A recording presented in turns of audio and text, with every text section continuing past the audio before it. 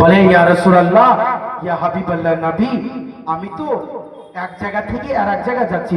ইয়া রাসূলুল্লাহ, আপনি আমাকে এই অল্পটুকু খেজুরে দোয়া করে দেন, যেন আমি এই আমার খেজুরে যেন রহমত হয়ে যায়, যেন বরকত হয়ে যায়।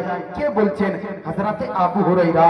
আহা, হযরতে আবু হুরায়রা রাদিয়াল্লাহু তাআলা আনহু এই নবী মুস্তাফার কাছে অল্পটুকু খেজুর নিয়ে গেলেন।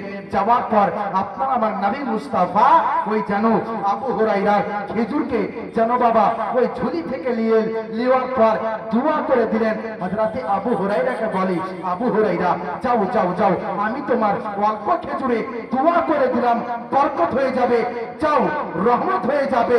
দোস্ত বন্ধুগণ ভাই, যেমন হযরতে আবু হুরায়রাকে আপনার আমার নবী মুস্তাফা ওই অল্প খেজুরে দোয়া করে দিলেন, বরকত হয়ে গেল।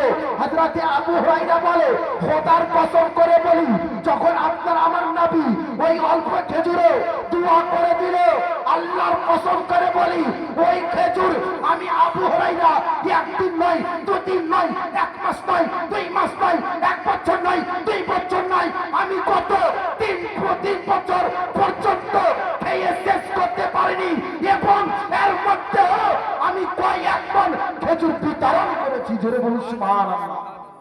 এর মধ্যে কয়েক মণ খেজুর বিতরণ করেছি, তবুও শেষ হয়নি। কিন্তু মুসলমান ভাই দেখুন, ওই অল্প খেজুরে আপনার আমার নবী ওই দোয়া করে দিলেন, বরকত হয়ে গেল, রহমত হয়ে গেল। আরে যে নবীর দোয়া পেয়ে নাই তারই তো বেড়া পার হয়ে যায়, যে নবীকে দেখে নেয় তারই তো বেড়া পার হয়ে যায়। কিন্তু বেরাদার ভাই, আমরা আজকে নবীকে মানি না, নবীর সঙ্গে মহব্বত করি না।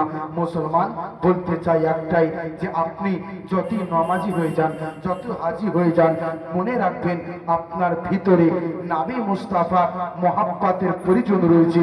কেন? নবী মুস্তাফাকে ভালোবাসার নামই হলো ঈমান। জোরে বলতে হবে।